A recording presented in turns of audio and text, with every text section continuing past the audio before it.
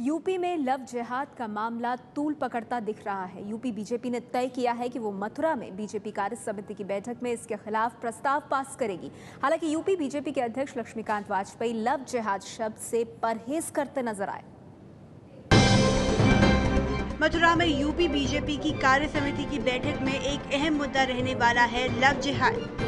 ये शब्द बंद आया कहाँ से? ये लव जिहाद, कुछ इंसिडेंट होते हैं, उनको इंसिडेंट की तरीके से लेना चाहिए। नहीं, ये पिछले दिनों जब ये घटनाएं हुई आज करीब 1.5-2 साल पहले, तो उस समय हमने ये शब्द को कहा था। तो वो कि इस प्रकार से धर्मांतरण हो, पूरे देश के अंदर पटाओ और उनको सबको इस्लाम धर्म में लाओ, ये लव जिहाद का उसका अर्थ है, असली मकसद है। तो उसके आधार पर ये सारे लोग काम कर रहे हैं। पार्टी ने तय किया है कि वो 24 अगस्त को इस बारे में चर्चा करेगी और एक प्रस्ताव पास करेगी कि लव जिहाद शब्द भले न इस्तेमाल हो, न उसकी आवश्यकता महसूस करते, लेकिन महिलाओं के साथ जो घटनाएं घट रही हैं और उन घटनाओं के जो घटनाक्रम है उसकी चर्चा जरूर करेंगे। किस चिंता के रूप में रखेंगे? खराब कानून व्यवस्था, महिलाओं के साथ घटती घटनाएं और उत्तर प्रदेश सरकार का मौन। दूसरी तरफ पूरे मामले की खबर मिलते ही विरोधियों ने बीजेपी के खिलाफ मोर्चा खोल दिया। अब मुझे नहीं मालूम लव जिहाद कौन सा नया उनका शब्द निकल आया, ये अफगानिस्तान से लाए हैं कि पाकिस्तान से लाए हैं कि इराक के ISIS से ले आए हैं, पता नहीं शब्द कहाँ से ले आए हैं। देश में सबको आजादी है और कानून में बालिग को जब पूरी आजादी है तो फिर जिहाद किस बात का? जो कि वयस्क हैं, अडल्ट हैं, उनको पूरा अधिकार है हमारे कॉन्स्टिट्यूशन में कि वो अपनी मर्जी से किसी भी धर्म या जाति में विवाह कर सकते हैं। उस चीज को भी कम्युनलाइज करने की कोशिश भारतीय जनता पार्टी कर रही, जो कि बहुत ही दुर्भाग्यपूर्ण है। घर परिवार छोड़कर सरिता अपने प्यार के पास चली गई, लेकिन जिसे वो प्रकाश समझती थी वो शाहिद निकला। सरिता के घर वाले परेशान हैं कि अब उनकी बिटिया से ब्याह कौन करेगा। यूपी का सहारनपुर, दर्द ही दर्द पसरा है इस इलाके में। ऐसे ही एक दर्द से लड़ती जिंदगी से हमारी मुलाकात हुई। प्यार में मिले रुसवाई के बाद तो अब उसने अपने नाम से भी तौबा कर ली है। उसकी कहानी बयां करने के लिए हमने उसे सरिता नाम दिया। 3 बहनों में सबसे छोटी सरिता घर में सबसे छोटी है। घर में जब भी कोई खाने पीने या किराने का सामान मंगाना होता था, घर वाले उसे मोहल्ले की दुकान पर भेज दिया करते थे। यहीं दुकान पर बैठने वाले नौजवान से उसकी मुलाकात हुई। पहले मुलाकात, फिर बात। जल्द ही सरिता अपना दिल अमित को दे बैठी। यही नाम तो उसने बताया था। अपने प्यार के लिए सरिता ने अपना परिवार छोड़ दिया। बस 2-3 बार दुकान पे मुलाकात हुई थी और फिर मैं घर आ गई थी। फिर कुछ दिनों बाद फिर दुकान पे हुई थी। उसने कुछ ऐसा करा कि मैं अपने आप को भी पहचान नहीं पाई थी। उसने अपना सही नाम बताया था या गलत? उसने अपना हिंदू नाम बताया था। तो आपको कब लगा कि नहीं ये हिंदू नहीं है और दूसरे मजहब का है? वो मुझे मतलब वहाँ पे भी ले गया था, मदरसे वगैरह में भी लेके गया था मुझे। और जब सच आया तो वो सन्न रह गई। उसका प्यार अमित तो आबिद निकला। आबिद ने अपना हिंदू नाम अमित बताकर उसे धोखा दिया था। सरिता का आरोप है कि उसकी नियत में ही खोट थी। लोक लाज के डर से सरिता के घर वाले पुलिस के पास तो गए, लेकिन मुकदमा नहीं किया। बदले में खाकी वालों ने भी पुलिसिया खेल कर दिया। मेरे घर वालों ने भाई पुलिस में वो करी, रिपोर्ट वगैरह करी है। जब पुलिस ने फिर देखकर सारी जगह छानबीन करा है तो उन्होंने मदरसे में मैं मिली थी। उसने कहा था, लड़कियों ने धमकी दी थी कि अगर तुम मिलेगी तो यूं कहियो कि मुझे स्टेशन में छोड़ गया था। सरिता घर लौट आई है, लेकिन किसी जिंदा लाश से कम नहीं। छोटी सी कैंटीन चलाने वाले सरिता के पिता परेशान हैं। आखिर उनकी बेटी से शादी कौन करेगा? मुकदमा नहीं लिखाने पर भी इलाके के लोगों को सारी कहानी पता है। कम लड़कियां रिश्ता करने के लिए करी है, सारे में तो पता चली गया, रिश्तेदारों में भी मुश्किल हो जाता है बहुत।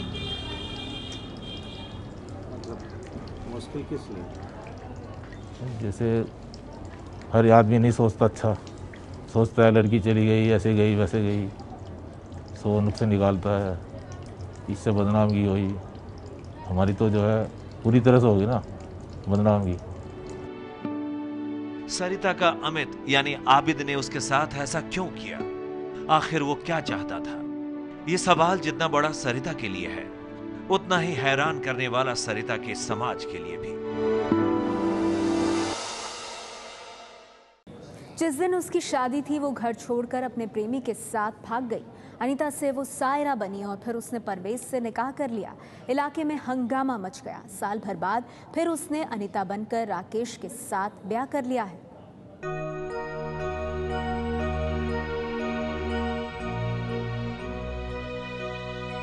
अपने माता पिता की सबसे लाडली थी अनीता।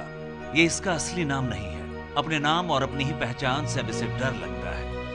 हमने इसे नया नाम दिया अनीता। बीएससी की पढ़ाई करते हुए उसकी जान पहचान एक मुस्लिम लड़के से हो गई, परवेज। ये भी असली नाम नहीं है। न जाने कब प्यार हो गया। घर वालों को भनक तक नहीं लगी।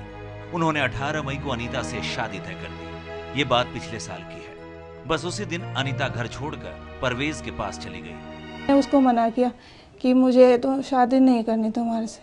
तो उसने बोला कि तुम मतलब जाना पड़ेगा, ज़रूरी है। मैंने कहा मगर मुझे ना ऐसा कुछ नहीं करना। इसलिए पता नहीं उसे मतलब क्या किया, उसने एक मौलवी के पास लेके गया मुझे। अब उसने ऐसा कुछ किया कि मतलब मेरे घर आते ही माइंड चेंज हो गया। 18 मई को मेरी शादी थी तो उसने मतलब मुझे ऐसी बात कही कि मैं अपने घर छोड़ के चली गई।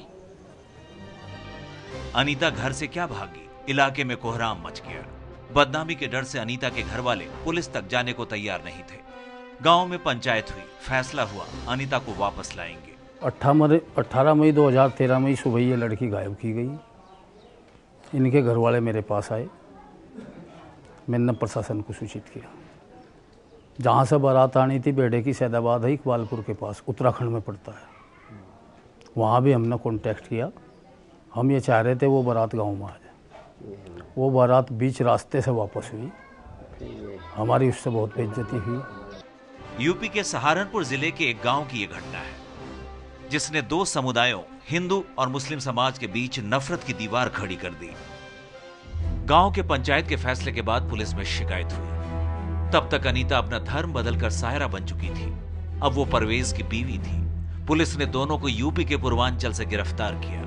परवेज पर जबरन धर्म बदलवाने का केस चल रहा है। अनीता कहती है परवेज ने उसे धोखे से सायरा बनाया।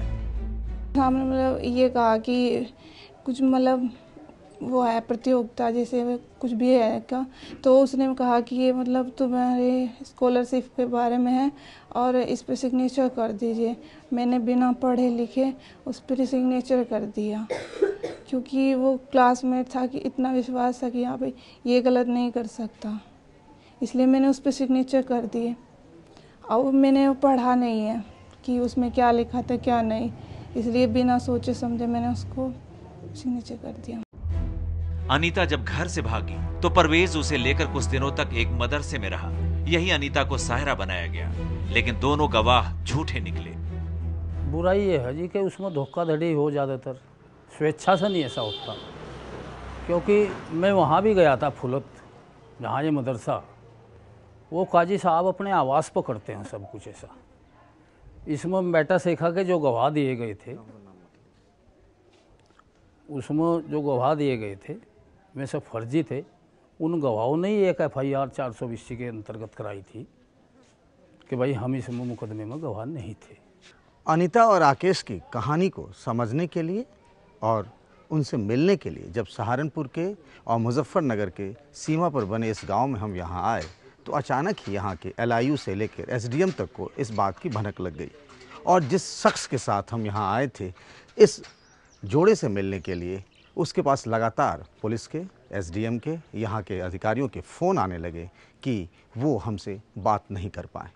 इस तरह के हालात हैं यहाँ पर जब हम लव जिहाद की कहानियों को समझने की कोशिश में इस इलाके में पहुँचे पश्चिमी उत्तर प्रदेश के। सायरा अब फिर से अनीता बन गई है। इसी साल पड़ोस के एक लड़के राकेश से उसका ब्याह भी हो गया है। मेरा अपना फैसला था। अपने फैसले पहुंचने में कुछ मजबूत दिल भी किया? जी, मजबूत दिल तो करना ही था। कैसे? देखिए, जो इन्होंने किया वो तो गलत था, लेकिन एक अच्छा भले इंसान से भी गलती हो जा, मैंने उस गलती को नज़रअंदाज करके नहीं अपनाया। अनीता को भगाने के मामले में परवेज के वकील का कहना है कि लड़की बालिग थी और दोनों ने हाईकोर्ट में याचिका फाइल भी की थी। आरोपी परवेज की बेल हो गई है और मामला अदालत में इस समय लंबित है।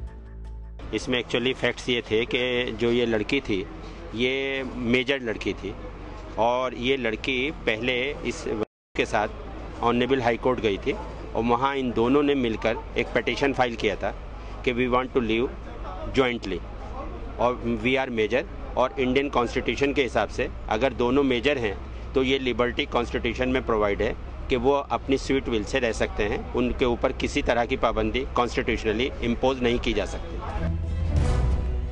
सायरा से अनीता बनने के बाद भी उसका बीता हुआ कल रह रह कर सामने आ जाता है, ताने मारता है, उसके सपने छलनी कर जाता है। मेरठ की एक लड़की को अपने ही पिता के दोस्त से इश्क हो गया। दोनों ने भागकर शादी का प्लान भी बना लिया, लेकिन जब उसे पता चला कि उसका प्यार एक मुसलमान है तो उसने मना कर दिया। अब उस प्रेमी पर लड़की को अगवा कर बलात्कार का मुकदमा चल रहा है।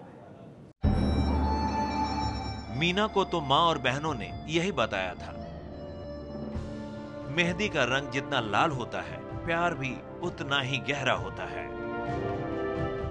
लेकिन ये सब बातें अब झूठी लगती हैं। हाई स्कूल पास 20 साल की मीना ने मेहंदी रचाया था अपनी शादी के लिए, जिसे वो अपनी जान से भी ज्यादा चाहती थी। वो मीना के पिता का दोस्त था, उसके घर आना जाना था। जिसे वो राजेंद्र समझती थी वो तो शाहिद था। शाहिद इन्हीं खेतों में ट्रैक्टर चलाया करता था, वो भी भाड़े पर। मीना से मुलाकात हुई। 4 साल लगे उस शाहिद को मीना को भरोसे में लेने पर। इसके बावजूद भी जब बात आई निकाह की, धर्म परिवर्तन कराकर, तो शाहिद की बात मीना ने नहीं मानी। और उसके बाद शाहिद ने जो फैसला लिया वो अब मामला कोर्ट कचहरी से लेकर पुलिस थाने तक में है।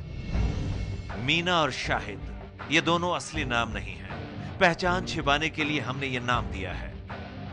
मीना ने शाहिद उर्फ राजेंद्र से शादी के लिए पूरी तैयारी कर ली थी, लेकिन जैसे ही उसे पता चला उसका प्यार एक मुसलमान है, उसने अपना इरादा बदल दिया।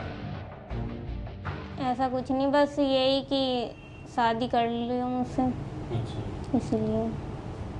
फिर आपने क्या कहा? मैंने मना कर दिया, मैं नहीं करने वाली। क्यों आपने मना किया? वो मोमडन है, मैं हिंदू हूँ।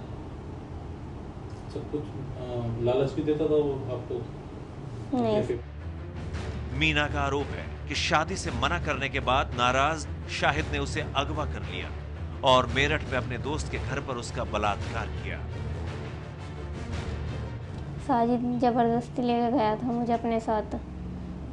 उसका हमारे घर पे आना जाना था, पहले से ही ट्रैक्टर है अपना, तो हम खेत जुतवा करे उससे, वैसे घर पे आना जाना। हाँ, ऐसी कोई गंदी निगाह से नहीं देखे करा। वो 6 तारीख में जबरदस्ती लेकर गया था वो हमारे गांव में से। तो 2 आदमियों ने देखा भी था उसे ले जाते हुए, तो हमारे खेत के बहाने से ले गया था वो, पर खेत पे ना रोक के कहीं और ले गया। फिर वो दूसरी जगह, वहाँ से मेरठ रखा मुझे, वहाँ पे बलात्कार करा मेरे साथ।